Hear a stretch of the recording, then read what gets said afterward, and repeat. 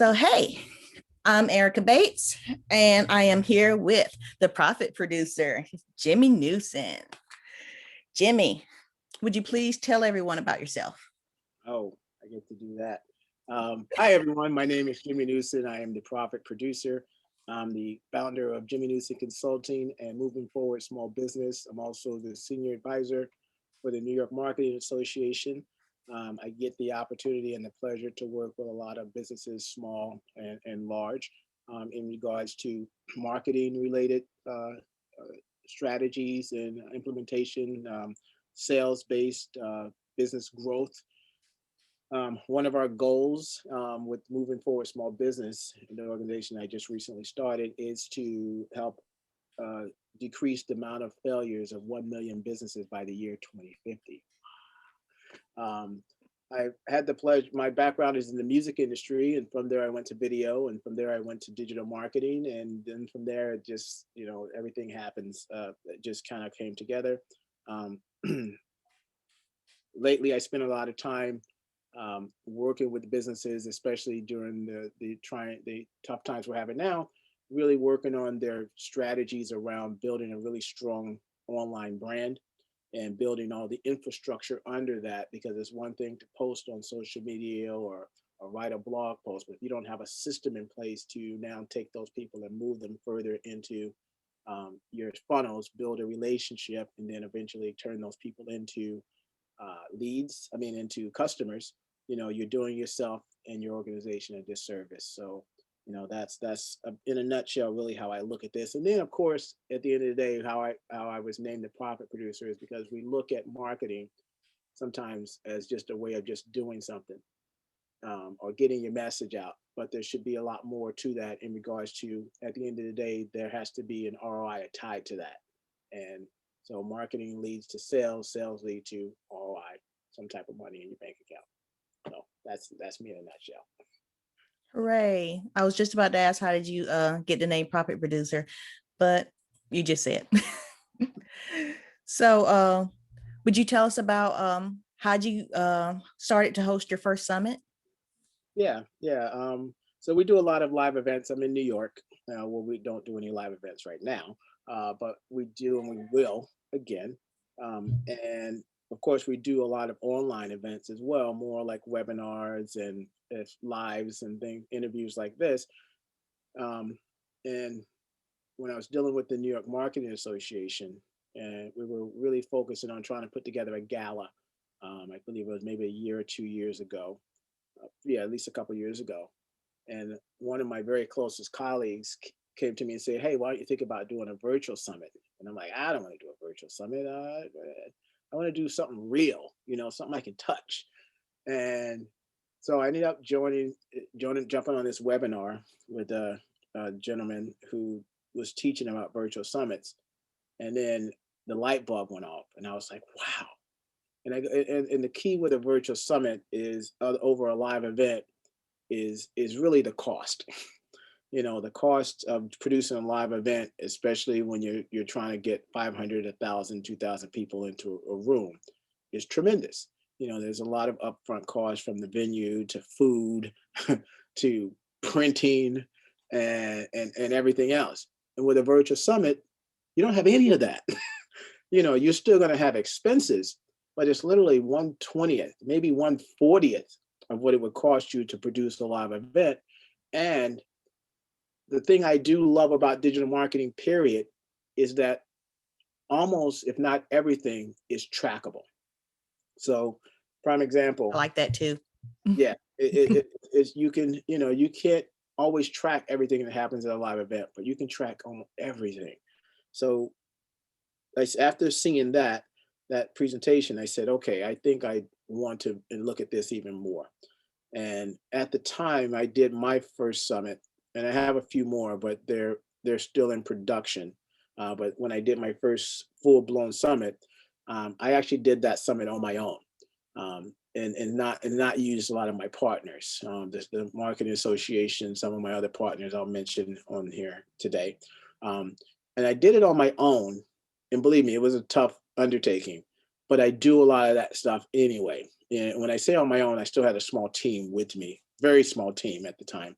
Um, but I really didn't want anything to get in the way of me getting that done. And that was the key, because I've worked on producing a number of summits over the last couple of years, and some of them are still in production because there's too many people that have too many things to say. And that's great because you always need more input.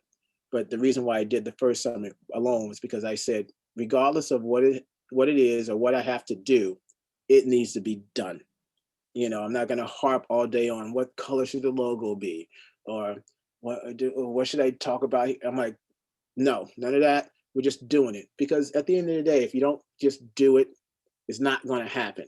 You're coming up with all these reasons why it can't happen, or why you have to delay it. And the prime example was I had two summits, one with a partner and one by myself. Guess which one happened, and guess which one still has not happened. And so you have to look at what's the goal. The goal wasn't necessarily to do an incredible summit. Of course, that should be the goal, but it wasn't. The goal was just to complete it for the first time, learn from it, and then prepare for the next one. Yeah. I recently heard that when you're starting out with a summit, you should consider how you feel first and then your audience. Now, it took me a minute and I was like, I'm not sure, but like you just said, you got it done because that's something you wanted. And working with other people, it kind of slowed you down some. Yeah, and that's because it was still, and I still think it is relatively still new now, even in 2021. But when you're introducing new technology, people sometimes get a little scared, or Yeah. they want to really understand it. I really want to understand it, but I move at the speed of of of a train, a super train. So I'll invest the additional time and energy, and I'll pull it from somewhere so I can still get that same knowledge, but then act upon it. So, and like I said, so that was really, so it was an incredible experience. We had a great deal. The one thing that we lacked was the amount of traffic and and attendees. But for those that did attend, they said it was an incredible experience. So, and that was more important than anything, because now I knew I had a winning formula, and we're actually about to relaunch that summit in April. And I'll talk more about that later, because I'm sure it's going to tie into a few questions you have. I really enjoyed that summit. My favorite speaker was a woman who was on the New York Marketing Association with you. I can't remember her name, but she was a copywriter, and I really liked what she had to say. Yeah. You're talking about Helena Escalante, I believe. Yes, that's it. Me and her, and she, like I said, and she was the one that convinced me to do the summit in the first place. So we call each other's twins, even though we look nothing alike. That's how close we are. I'm glad she convinced you, because I really did enjoy that summit. Thank you. So what about your first summit that you really enjoyed that you're going to carry on to your next one? Yeah. So I am what you would call, believe it or not, an introvert. And most people find that extremely hard to believe. And when I'm talking about things like this, I'm very passionate. I'm very open, and I can do things like a superhero. That if you took all that away, you'd be like, that guy's no superhero. Like, I'm a guy that get in the elevator and don't talk to me, and I'm not going to talk to you. But if you start talking about specific subjects, especially around business, well, Jimmy shows up. The profit producer shows up. Not Jimmy goes and sits in the corner. Um, so the question was around, what did I learn? I'm sorry. Yes, that's right. So I think the biggest thing I learned was, because I mentioned introvert, was I had to go out and build relationships with people I did not know. So I had to come, not that I'm not used to it, but I needed 30 people. And I needed them to be very specific type of people. So it wasn't like I just had to go find 30 of my closest friends. I had to go, so I'm like, all right, my friends are not experts in marketing. So I need to now make those type of connections.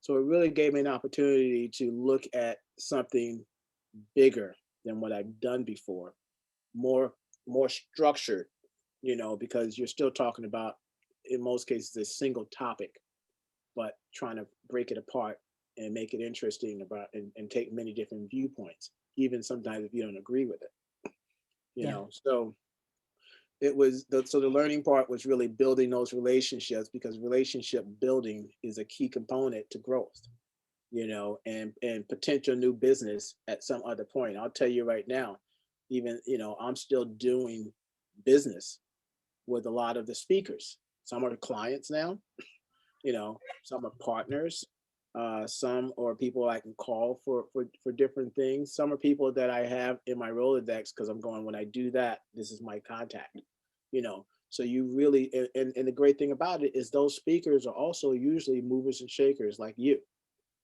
so you're dealing with people, and when they say surround yourself with the 5 people you want to be like, you just surround yourself with 30 of them.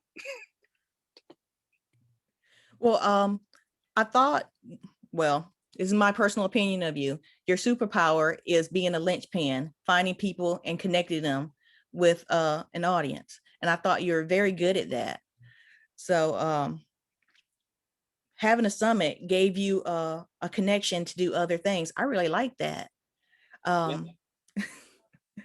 so when you have your next summit, you're going to have some of those people be with you, or no? Or are they going to help at least? No, because there it depends on the summit. I have a lot of talking points, and I've grown since the last time I did my first summit. And my position has changed, my perspective has changed, and you know, and so let's just say like let's say 3 of the people that were on my first summit we're in talks of doing summits based on their expertise. You know, where now I may not be the host, I'm just on the back end. Now that's now a business relationship, because if the summit is done properly or correctly, um, it's a generator, it's a revenue generator. And then of course you get even more connections. So I have 3 summits slated for um, this year into next year. One is called the Millionaire Summit. One is called and I think this is the one you're excited about, the Partnership Summit, because partnerships are huge, and I do Yes, partnerships all the time. I am. And I'm excited about that. I'll share my insights to give you the idea. I had a call last week from the NBA. They called me about something they're doing that they want me to be involved in. Now, I met someone who connected me to the guy at the NBA a year and a half ago. And I so, want that ability. so I'm talking, when I'm talking partnerships, I'm not talking, down the street partnership with the local restaurant, with nothing wrong with that, because that's still very important. But we're looking at partnerships that can really bring a lot of value to you and to them. And the key is determining what that value should be. Yeah. So you're meeting people, making connections, doing behind the scenes work. Mhm. So you're hosting summits for other people now?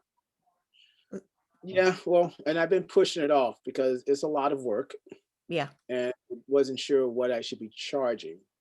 And at the end of the day, what we all have to focus on, and this goes before the summit, is really what is your bandwidth? What's important? What are your goals? And I do this for everybody, company, partnerships, clients, just people I have conversations with. When I understand what my goals are and I'm talking short term and long term, 3 months to 1 year, um, that tells me what I can and can't do. And so I'll do stuff. I'm on boards and a few other things. And I'll take myself off stuff because I realize I made a mistake. It doesn't align with my goals. And so that comes in the same thing with producing summits. So I have 3 people I was preparing to do a summit with on their behalf, and I postponed it. And I postponed it because I'm like, it's taking me off my path.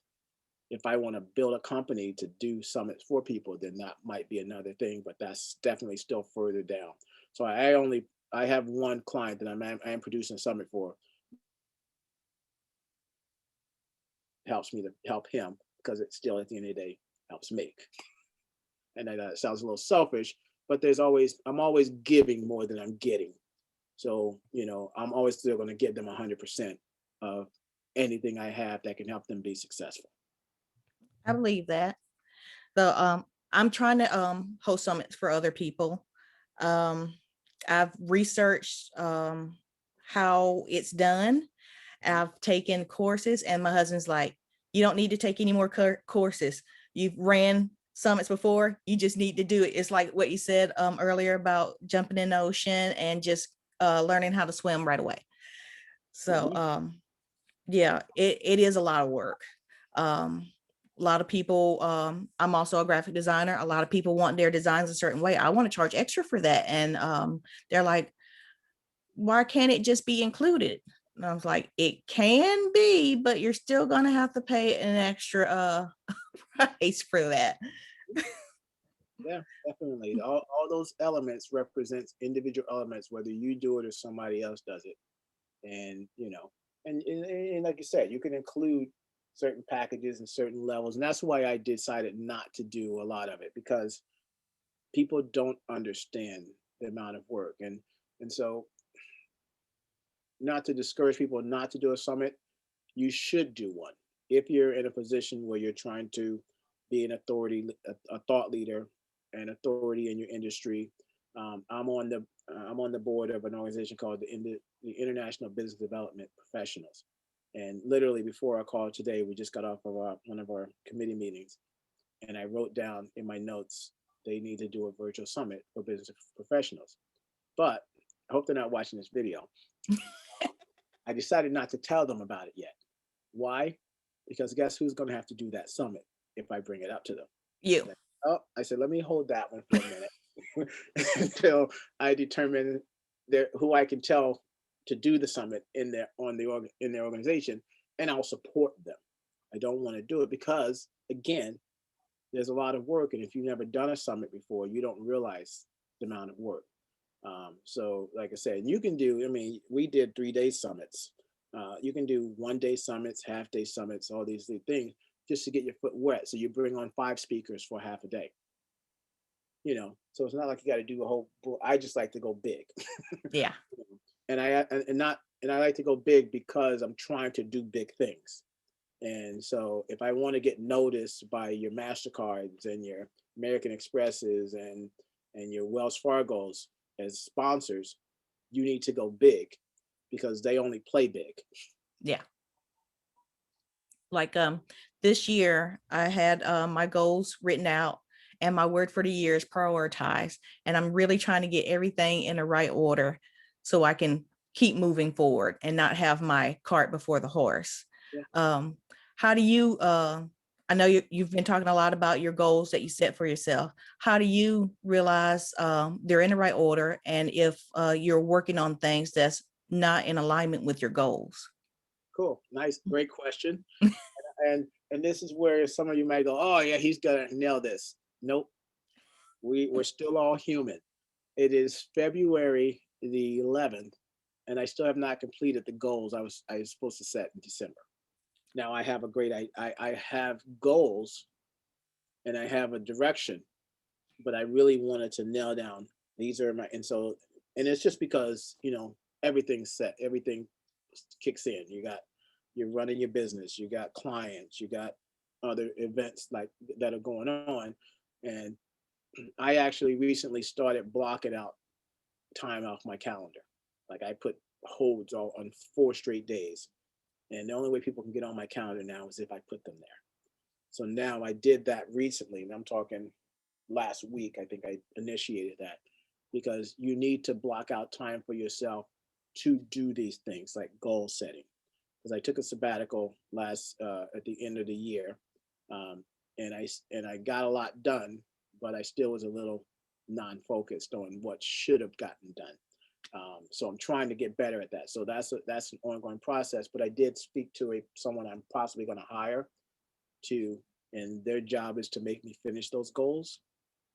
And that's sometimes where you have to you prioritize. I'm prioritizing goal making by creating a goal to make someone make me do goals. Why am I willing to pay someone to do that? Because I realize how important that is for me to see success on a continual basis for the long term. Yeah. So, so to answer your question, it's I have a number of documents that I run my clients through. I'm now officially running myself through, and that's all around just and they're basic. It's very basic. What are your 1 year long-term goals, professional and personal? What are your 3 month goals? And I'm like, okay. And then from there, I'm able to go, okay, now I know what I can't do and what I have to say no to and what goes on the back burner.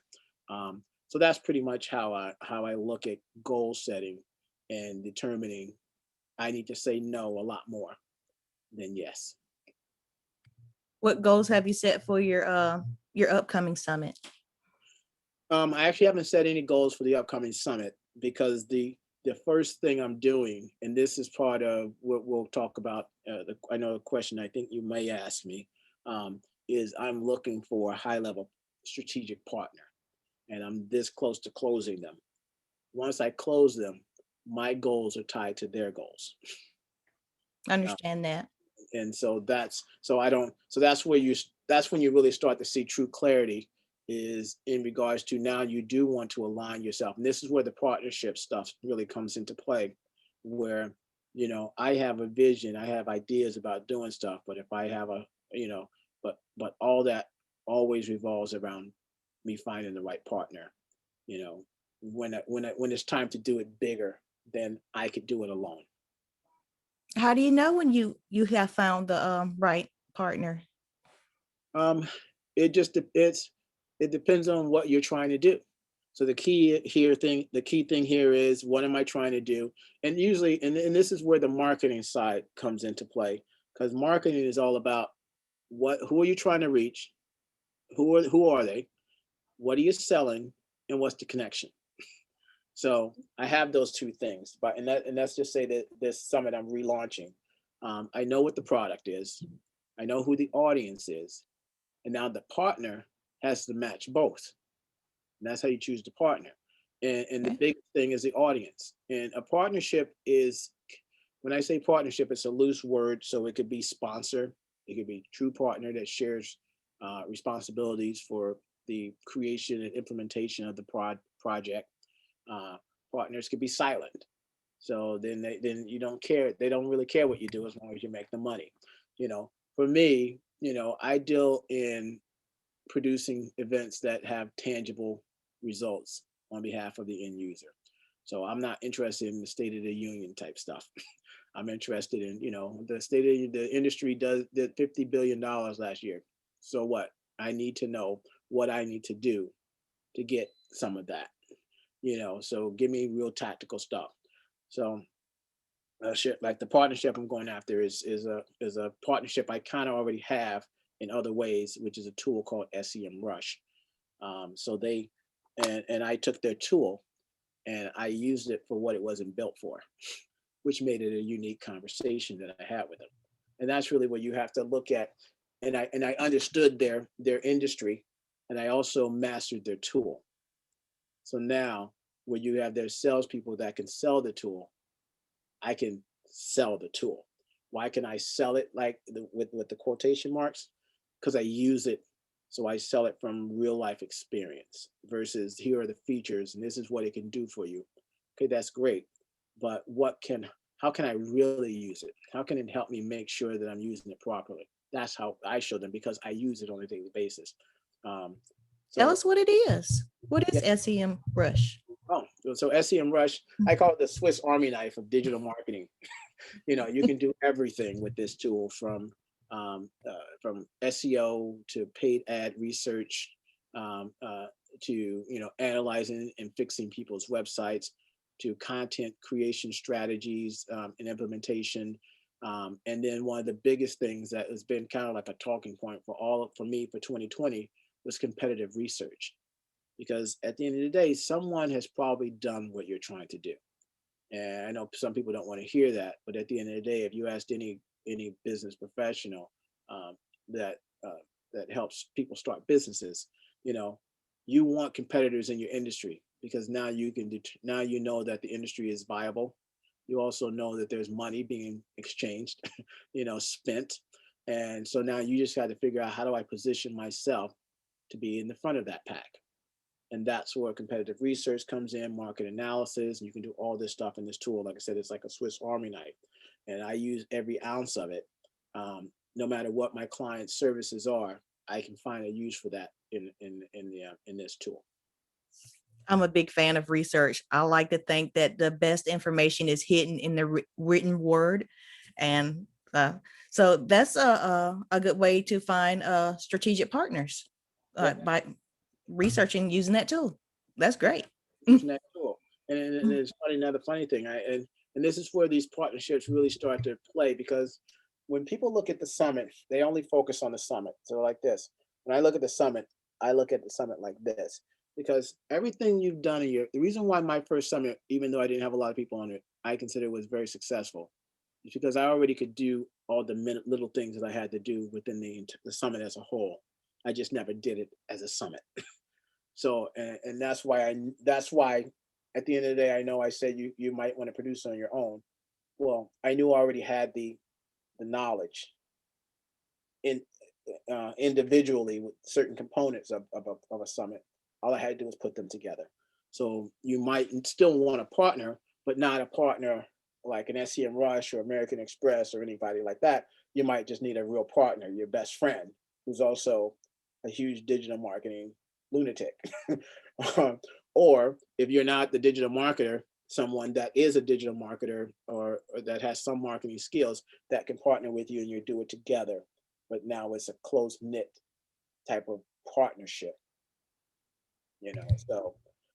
these are things you want to think about. Okay. So, like I said, I really enjoyed your Lead Magnet Summit. And I've heard you say twice now that you wish you had more traffic. So, what can you do for your next one to bring in more traffic? Because you already had a great product. Yeah. So yeah, and the first thing is, what would I not do again? Not do a summit without a partner, without a strategic traffic generating partner.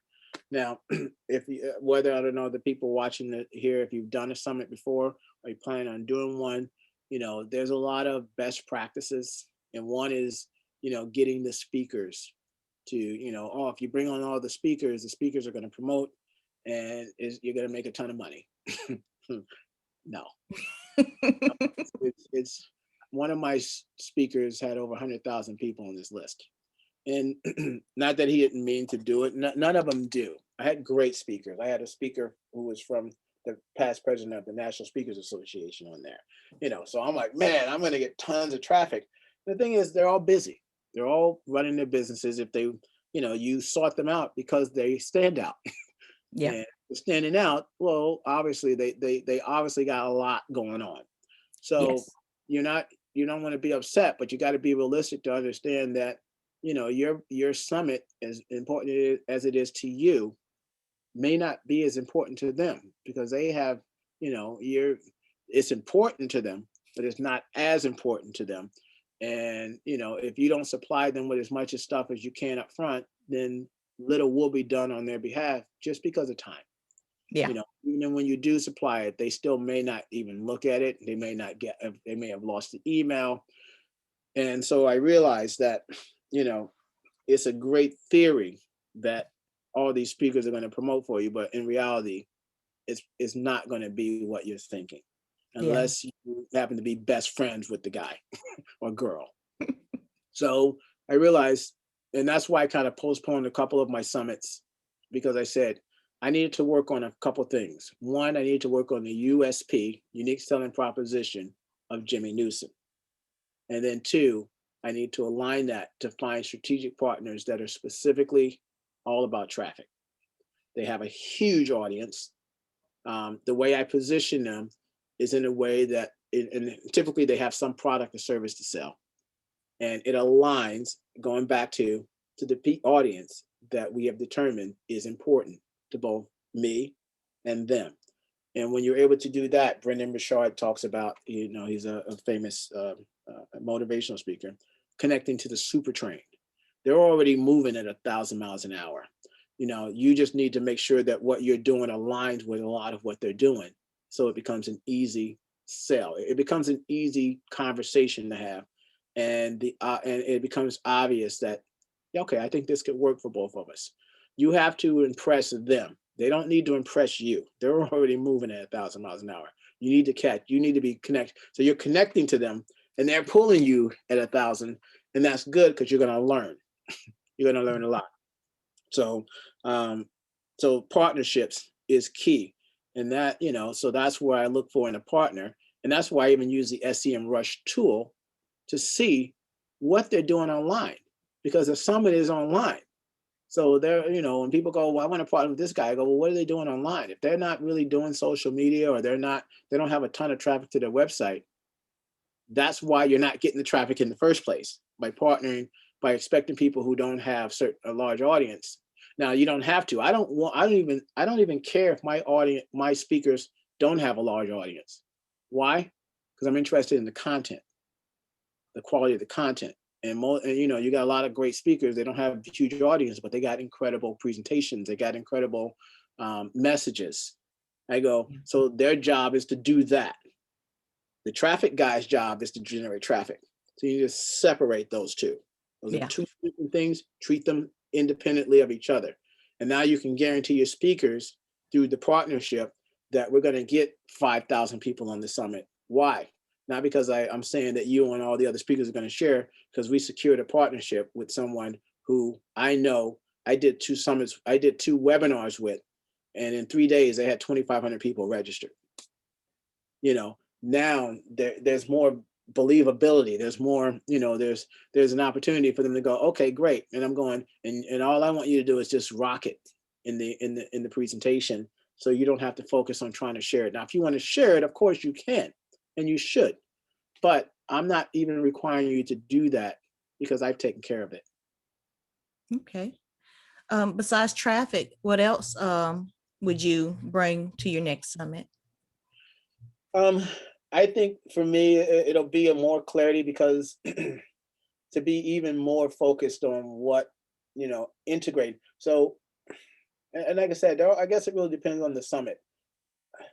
When I do my interviews, I try to structure them in a way that there's some takeaways that are real tangible that you can do. So the interview style, it can always be improved on, and the way that you want to structure the interview so that it naturally it naturally progresses to the fact that you can now reiterate what was talked about today, and what should be the next few steps if this is the direction you think is best for you as a business owner. So just getting a little bit more clarity. It's really not much, and like I said, I'm saying that because I've done so much of this stuff that it's almost second nature to me. So it may not necessarily be fair to a lot of people to hear it that way. But I think at the end of the day, the 2 most important things is great content and a traffic source. Because, without the traffic source represents the traffic. The great content represents the conversion, traffic and conversions, which is, I think it's even, that's an actual summit. I think it's ran by, I want to say, Ryan Dice of Digital Marketer, and at the end of the day, to me, when it comes to online, those are the 2 most important things: traffic and conversions. Great product. And, of course, there's a lot of little stuff in between these 2, but if you're looking from the 50-foot view, you need a source and you need a product. And in between is that person that needs to be the traffic coming through and land on the product. Yeah.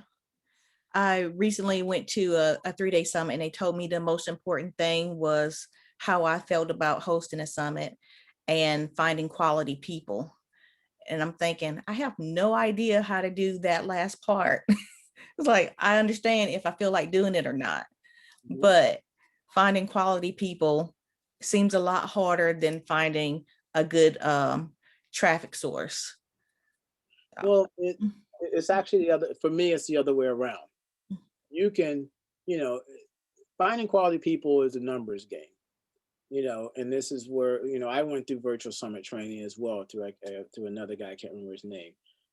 But, if your goal is 30 speakers, you need to speak to at least 100, because you're not going to get everybody.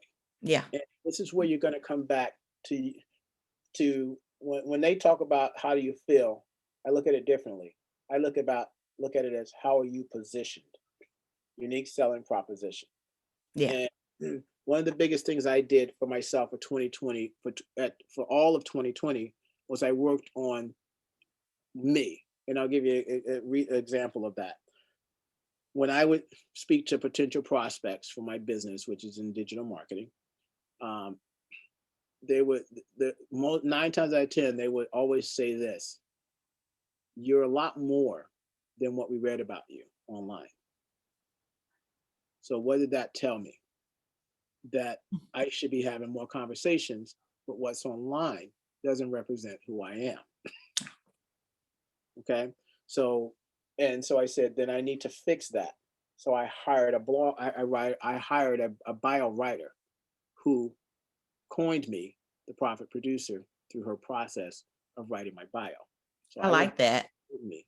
She gave it to me based on a series of questions that she asked me. And then she goes, "I'll give it to you for, we'll collaborate on it." I said, "I don't want to collaborate on writing my bio."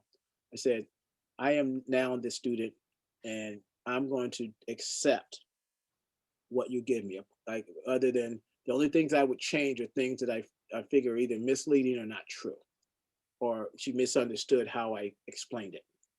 But besides that, I go, I'm not changing it." I go, because I think one of the hardest things people can do is write or talk about themselves. Yeah. So once I did that and she wrote that bio, and this was in August of 2020, when I got to that stage, everything changed. I'll give you an example. After that, then I applied to be a writer for Entrepreneur, got in. They usually have to call you to interview after you submit. I didn't get this. I didn't get the call. I just got accepted. Um, I had a conversation with Forbes about being on the Forbes Business Council. I passed everything. I have to meet one more requirement that I'm meeting this year, and now I'm on that. I started joining a number of boards, and committees, because I needed to be around other people who were doing big things like I'm doing or trying to do, or doing things that I would like to do. And it's really about, not that I want to do what they're doing. It's really about relationship building. I want better relationships, So I have a conversation with Google through one of those contacts. I have a conversation with a couple other Fortune 500, Fortune 100 companies because of those relationships. But when you position yourself, now people look at you differently.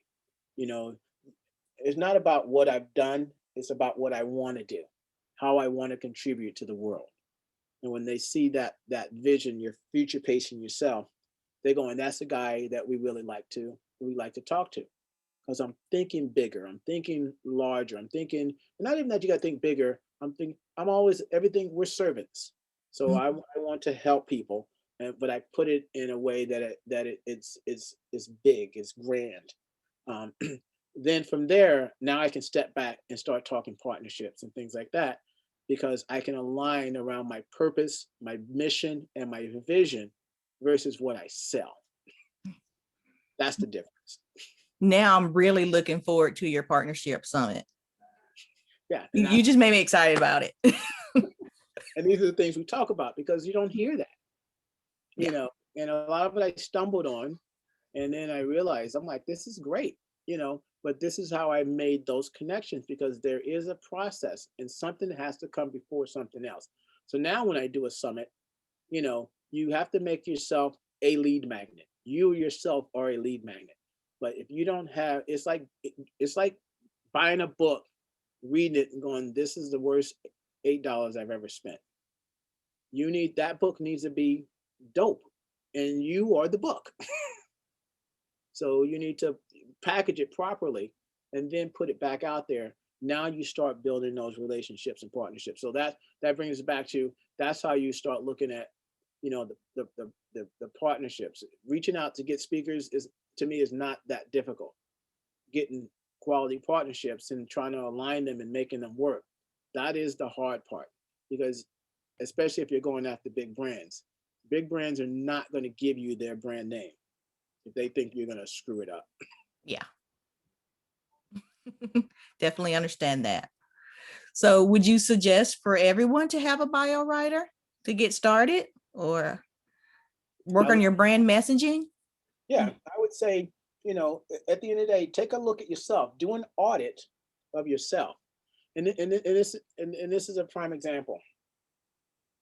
I realized that everybody has probably changed over the last 12 months because of everything that's happened. You may have acquired new skills.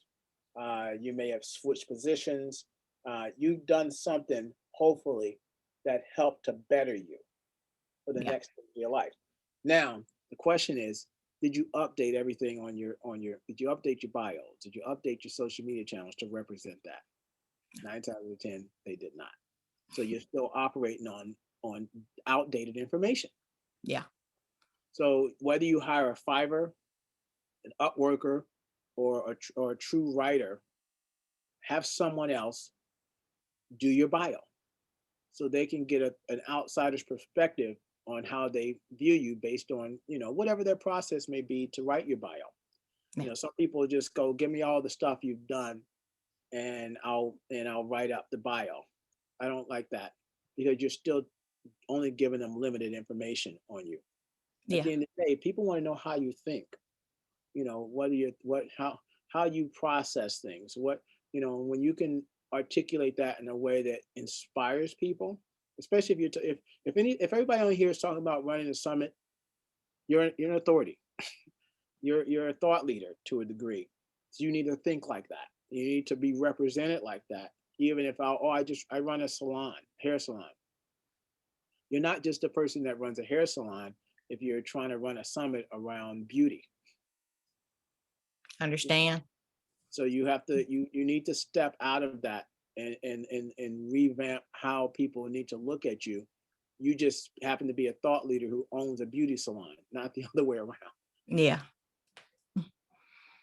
My husband tells me that he went to a store that had pictures of musical instruments, and he went inside and found skateboard equipment, boards, ramps, wheels, tools to fix skateboards. Mhm. And he says the outside of the store didn't represent what was inside. And I asked him, I wonder if I'm doing that with my social media presence. He says, this is exactly why I'm telling you the story, because that's exactly what you're doing. So I have changed my social media to match what I'm doing now. It took me a minute. I thought it was a hard pivot because I really wanted to work with graphic designers. But every time I ran a mastermind to help graphic designers move from being a freelancer to a business owner, business coaches would show up. And I'm like, why are you here? And they said, because everything you're teaching graphic designers, it works for my consulting. And I'm like, oh, okay. So now all of my social media now says I work with business coaches. Yeah, and so once you start, and now, yeah, you represent that, you repackage it. It's a more aligned message. Now you can figure out, all right, so what do I do with this? How do I find people?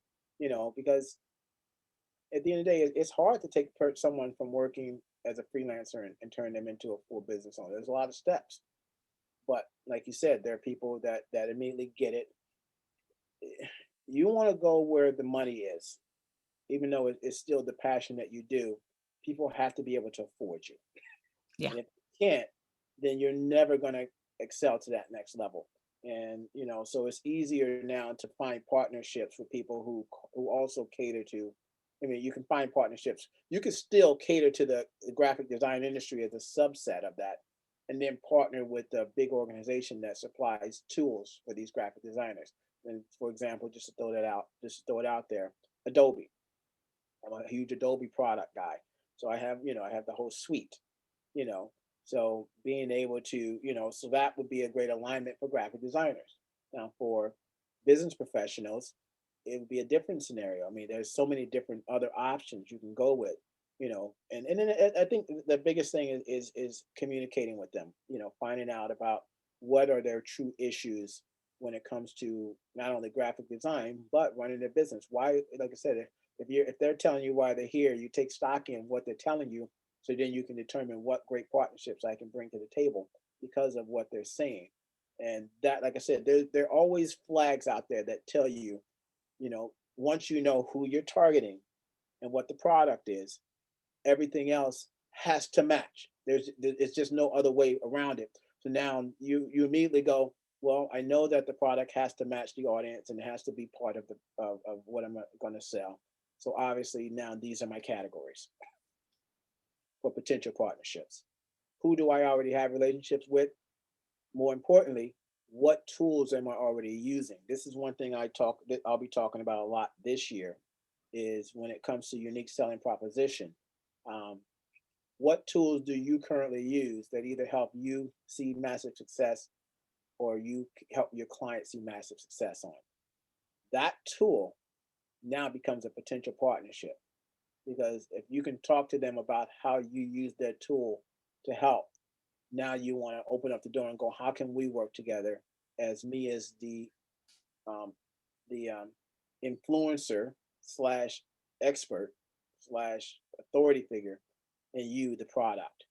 Yeah. Because and that's how I made my presentation to SEM Rush to build that relationship with them. They have 6 million users worldwide. That's A all. lot. So tapping into their ecosystem. So I went to them and said, hey, I use your tools religiously for every single one of my clients. Here's how I do it. Now, here's what I would like to ask you. What will it take for me to speak on stage for you globally, anywhere in the world? They were like, okay, you got our attention. And then we started with a webinar. So, of course, I didn't go for world domination on day one. Um, on the last year, 29th of October, because I remember the day, we did our first webinar. And then we did another one. And now we have one coming up in literally a month from today. And then I'm making the pitch for the summit for them to be a Okay. part of it. Because I'm building relationships, I'm showing them what I can do. I'm getting great results every time I do a summit for them. I mean, a webinar for them. I'm building, I'm investing my time and energy, and I'm proving my worth and my loyalty. And That that takes is a better idea of what I had for myself, because I was everything you just said, I was thinking affiliate marketing and I was thinking a giveaway, but just asking them, can I be your partner? That's a better idea. yep, let's understand what you're doing. What you're doing is you're helping them create something, and they don't have to do the work. So that's your gift. That's your selling proposition. You're going, I'll create the webinar. I'll talk on a topic if you want. I'll talk on my own topic if it aligns with what your goals are for the year. We really want to focus on these specific tools. Like they'll tell me, we want to do something around this specific tool set. I go, okay, give me a couple of days. Let me look at it. I'll present something to you. They're going, okay, great. Now it is officially off their plate. Did you just help them? Yes. And this is a true partnership.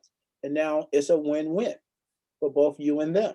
And like I said, that's where you really do have to really think about this stuff. Because I'm going, why am I partnering with them? Because they do align with what I'm about to do. You know, the goals that I do know that are set. I'm going, I need, and this helps my partnership. This helps my clients. This helps me understand the tool even better. Now they show me stuff, and I have a direct line with them. I like So that. so partner, and that goes back to partnerships. Find if that tool can be represented in your summit. And I'll take it a step further. So because of my summit, I use that tool for 90% of everything I talk about in the summit. So what did I decide to do? And this is part of my pitch to them is I'm going to demo your tool in 4 different ways throughout the summit. Now I'm integrating them into the summit, not in a way that I'm selling them, but how I use their tool to accomplish a goal on behalf of my clients. Now people are going, I need to get that tool because I need to do what you just taught me. So it's not a question of do I want to get it? It's a question of how can I not get it if I want the same results. I like that. Yeah, you got me thinking. I'm a big fan of AppSumo, but there's only a few tools that I use. Like I love Book Like a Boss. I love Hey Summit. Um,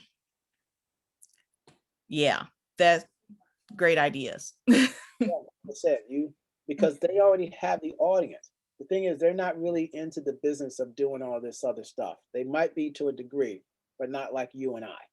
Yeah, So they're and at the end of the day, not only are you an expert, you're also an influencer. And so this is how you have to look at this stuff. And as an influencer, you're able to get to more get you're more you bring an authentic realness to marketing, let's say, because marketing is like, hey, we're the best, buy us because we're the best, and we can do all this stuff. And they're going, yeah, everybody says that. But when you as an influencer go, look, you buy the tool, not only because it's a great tool, but here's how it can be beneficial to you. Here's yeah, how I use it. These are the results I've gotten from it for not only myself, but for my clients. Now you're giving them, to a degree, case studies, testimonials, real examples, all rolled into one. You're yeah, giving them a better experience before the experience even happens. yeah. Now, I was really thinking about what you just said, but as an affiliate marketer, and I have already made some top 10 checklists for these products Mhm. and how to demonstrate them. But hearing you say partnership with those companies, I really think that is a better way to go with it. I was recently thinking of a summit that I could do with all of my the programs that I have that I like. And I was just thinking maybe I could ask them for a gift card for their products for a giveaway. And then I'm like, no, I like your way better, Jimmy. Yeah, and you can incorporate that stuff because that's part of the win-win. And in addition to our partnership, we can do this. Oh, that's great. Understand that those are add-ons. You're not leading with I need a free gift card. You're leading with let's build a partnership, and from that partnership, let's figure out how we work together. And I have a few ideas. You see, and then they're gonna pick one because you don't necessarily know what's on their mind and what they're trying to do, but you're just kind of spurring ideas, and they're either gonna go, I like this one, or they're gonna go, well, we were kind of thinking about this, and you're gonna go, oh yeah, I could do that. Great, then let's figure out how when we start. You always leave it kind of open ended, but you do enough research in the company so you can talk intelligently to them about stuff that could be possible synergies and opportunities to start the relationship in the first place. And when you're doing that, now you're looking at building a relationship that can benefit you, whether you need to start a summit for the first time, you're in the middle of planning one, or you're thinking in the future, I'm going to run one. Start building those type of relationships now, because that's going to be key to your traffic. And as far as I'm concerned, that is my number one thing moving forward with anything. Whether it's a summit, whether it's a new product launching or that I'm doing, anything, partnership. If it's on an event level, I want a partner. I like that. But I guess we should wrap up now. I've hold you here almost an hour. Is there anything you want to tell us before you go? Like your webinar you have coming up? I think you said in Yeah, March. yeah. March 11th, I'm doing a webinar with SCM Rush. I think it's how to create a killer lead magnet. Because why did I push them to do that one? Because I needed to align with the fact that I'm launching the Lead Magnet Virtual Summit. So everybody on that call will immediately see the direct correlation to, all right, you did this in 1 hour. What are you going to do in a 3-day summit? It's an easy sell. I attach it to, and also the fact that I want them to be the headline. I want them to headline the summit. You know, I I have no problem. And this is where people get a little bent out of shape. They want their face on things. They want their name on things. I couldn't care less if my name appeared on some of the stuff I do. I couldn't care less if my face was there. It's never about you when it comes to marketing. It's about the end user and what they want. And when you position it that way, you have a better opportunity to get people to take action. So that would be my message. Take you out of the equation and put the people in front. And a prime example, a friend, I'm working, I signed a new client that starts next week, and he wrote an ebook. I consider myself an expert on ebook creation. And he sends me the book, and it's in multifamily home real estate. And his face is right on the cover with the title. I said, I go, and I go, I didn't read the. He goes, well, what do you think about the book? I go, I didn't read the book yet. He goes, well, why not? I go, because all I see is your face. I go, nothing wrong with your face. I go, but the end user doesn't know you. So why would they trust you? I go, what are you selling? He goes, multifamily home investments. I go, then you put that on the cover, period. You off that on. You put that on the cover, and I go, and you can either put that on the cover, the product or the end result, or the type of people you're trying to attract. If you're trying to attract family owners that want to buy apartments, then put a family on there. They need to look at that and go, hey, that's my family. That's not my family. I go, you have to look at it from, we call it the top of the funnel, the awareness, when it comes to creating this stuff, because a lot of people are coming to your site, not knowing you. You can assume they know you, because how many people do you know and how many people are actually in the world? So Close to 8 billion now, just a little under. a little under. You'd be a billionaire if every one of them gave you $1. Yeah. That's not going to happen. I don't think so. I have to figure out if I can make that happen. Well, thank you so much for sharing your insight and your knowledge with us. I really appreciate it. And the Profit Producer is a fitting name for you. Oh, thank you. And like I said, and it wasn't me that came up with it. I never would have named myself that. But she goes, based on how you communicated with me, this is what I would like to call you. And I was like, whoa, you know. And I can't tell you. I got on the phone with a guy one last thing. I got on the phone with a guy last week, uh, potential client, and he goes, before we could even get started, he goes, profit producer. I'm like, okay. He goes, when you look, he goes, not a profit producer, it says the profit producer. He goes, when a name like that, I have to know who you are. And that, like I said, and that's the power of having a really great bio that sells you before you even get in the room. Well, I knew you before you had that name. And when I saw it, I was like, that's fitting. Yeah. Yeah. So, and it even made people reconnect, because they realized, wait a minute, something's happened that I didn't know about. So, like I said, so unique. If I had to give one piece of advice, even though we're talking about summits, unique selling proposition, reposition yourself to be the best version of you that represents who you currently are or who you want to be. I think of summits as event marketing. Mhm. So that's fitting. Well, I want to say thank you for your time, Jimmy. I appreciate it. Always a pleasure. You call on me anytime, Erica. I'll always be there. Hooray. I know it's hard to get on your calendar now, so I appreciate that.